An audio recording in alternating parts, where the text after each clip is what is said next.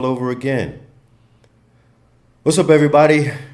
Coming back in once again. This is part 2. I dropped audio, all my fault.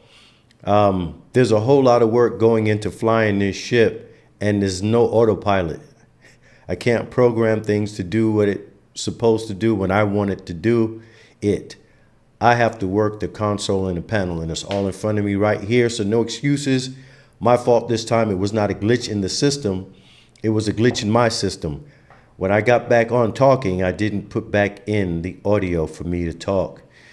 But where we left off with Media Man.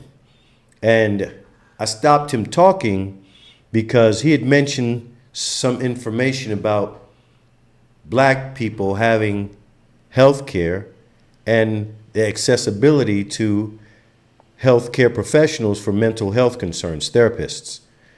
And though he is absolutely right about the numbers, even though I didn't check it, I'm sure he's right about the numbers about us having coverage, because it has been mandated into law for us to have coverage. So all of us have some form of it.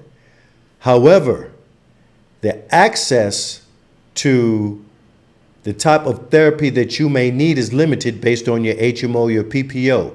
They have a list or a group that is inside their PPO or HMO structure that you can go to. And that list is very limited. Taking it from me, I had to use my HMO, PPO to seek out family therapy. And it was a dismal scenario, and the numbers reflected, as I mentioned earlier, that the overwhelming number of healthcare professionals for mental health therapy is and was and dismal. It was for me and still is. So yes, we may have access, but the active list of providers that we can go to is controlled by the HMO, and those lists are very limited. And I had to go through it by going into the system, having a list sent to me by my healthcare provider, going through the list, contacting a number of options that did not fit my background demographic. The numbers were, as I said before, over 75% to 90%, if you're looking for African-American therapists, are all women.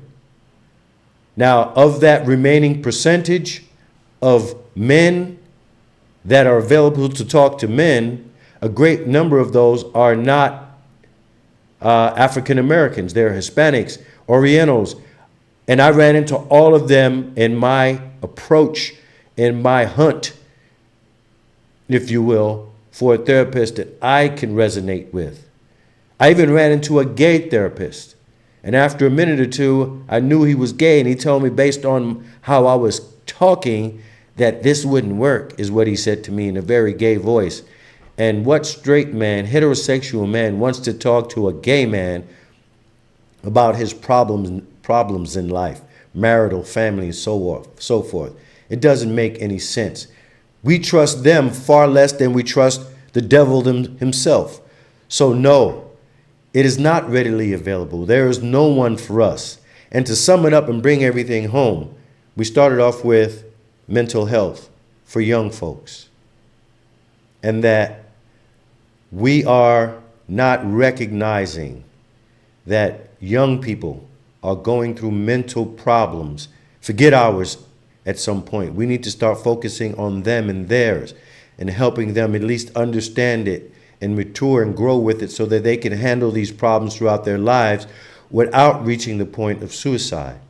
Then we delved a little bit deeper into the rabbit hole and started looking at the black community and finding out that the percentages were even less out of the 100%, as I said earlier, of practitioners in this country, whether it be psychiatrists, psychologists, or LMFTs. Only 7% are African American. And of that 7%, 98% are women and 2% some odd are men. You know, you get different numbers based on different studies, but they all hover around the same ridiculous concern, which is paucity, the presence of this, but in very little amounts. And so to sum this up, black men, we have nowhere to go. There's something else I did want to share with you. It is an LMFT number. All right. So we said that originally that the second leading cause of death in the United States amongst adolescents between the ages of 12 and 24 is suicide. The number one, by the way, is accidents. And of accidental deaths, when being number one, car accidents account for the vast majority of deaths in youths between the age of 10 and 24.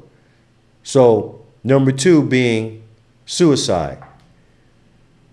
It's kind of crazy, especially in the black community. We think that we're taking each other's lives at an astronomical rate.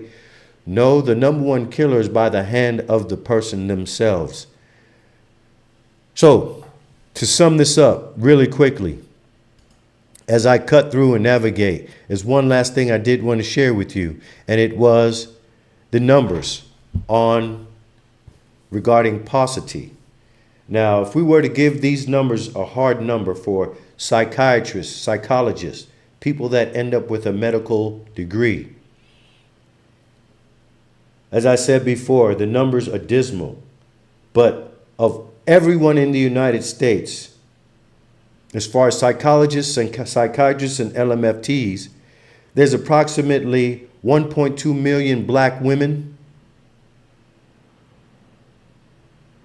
And then to correspond with that, there are only 104,347 men, black men.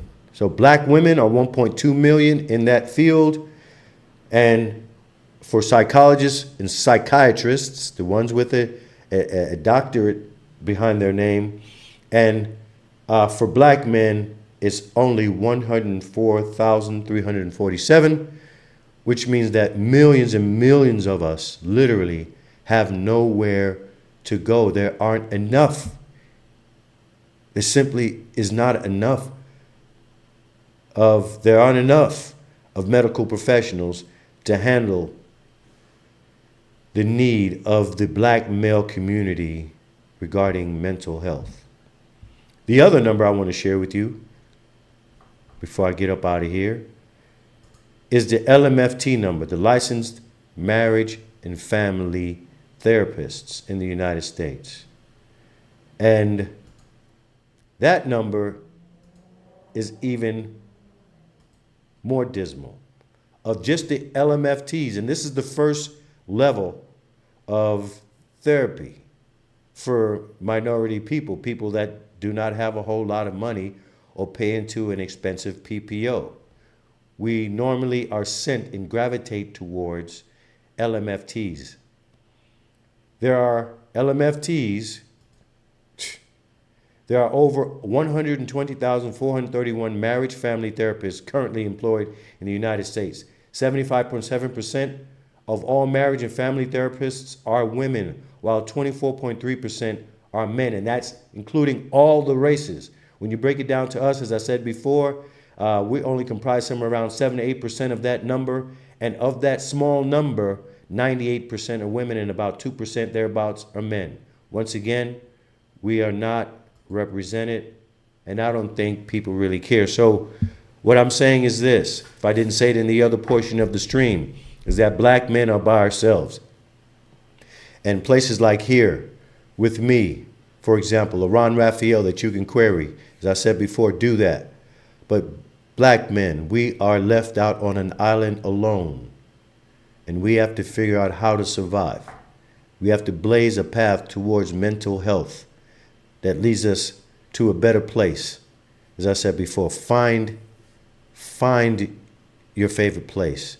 And if it means finding places like this, then do it.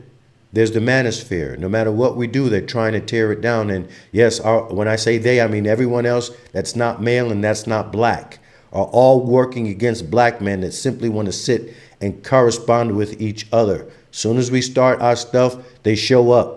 The ops, they start listening and start chiming in. Leave us the hell alone as we work on ourselves and try to assist each other through this experiment of genocide by the way of disenfranchisement is what they're trying to do. They're trying to make us completely irrelevant in the United States. And I saw something recently that some woman, some random chick, had said that the United States will be just fine if black men left. So what do you think? That an option for the other men that are here is just ridiculous. They'll choose to bear all this crazy misandrous behavior for the misandry, the hate of men, that they are able to exercise unchecked. And if we did a fraction of what they're saying or doing to them, we would be in court. This country is set up to punish us for nothing most of the time. So imagine if we try to defend ourselves. Black men, reach out and help other black men, youths especially. Overall, we need to take concern of what is going on with young people and suicide. And in our community, the black community, the numbers for black male suicide are astronomical. We need to make a change.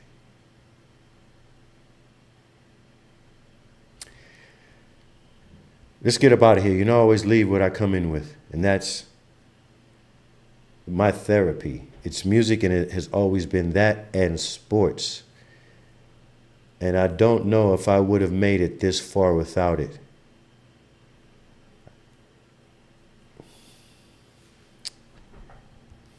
Let's get up out of here, man.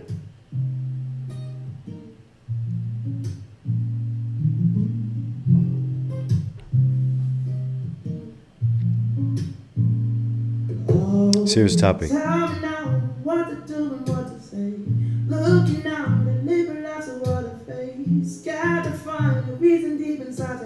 an island all of our own, and our children, all we do is tell them what to do, but we never care about their feelings. Who are they?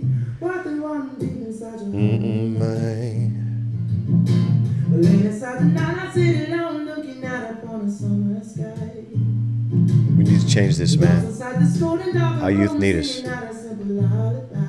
Let learning be your legacy. And hopefully some of this information has spurred you, has got you going to the point that you're going to reach out to someone, even if it's just one.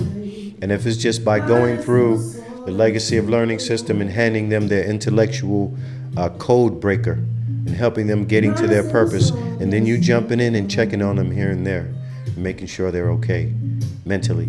Spend time with them, take them places. They're going to need you, man.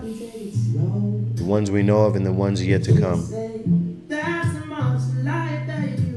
There aren't enough LMFTs, psychiatrists, psychologists. We're going to have to take on that job for our community. And I'll gladly do it. It's Ron Raphael, man. I'm always coming from here. Much love. Find your favorite place, and when you do, find someone else and bring them along. So much so that it adds to their legacy, and it's something that we are, as a community, as a group of people, are remembered for. We built this world, and all the knowledge that came along with everything that was accomplished came from us. We can do this together. And if not together, men, we'd have to do it on our own. No problem. But we're not letting it happen, man. All right, y'all. Peace out. Ron Raphael, Legacy of Learning. Can you take me back into the very beginning where I stood alone, no playing around? I'll catch y'all next time, man. Legacy of Learning. Peace.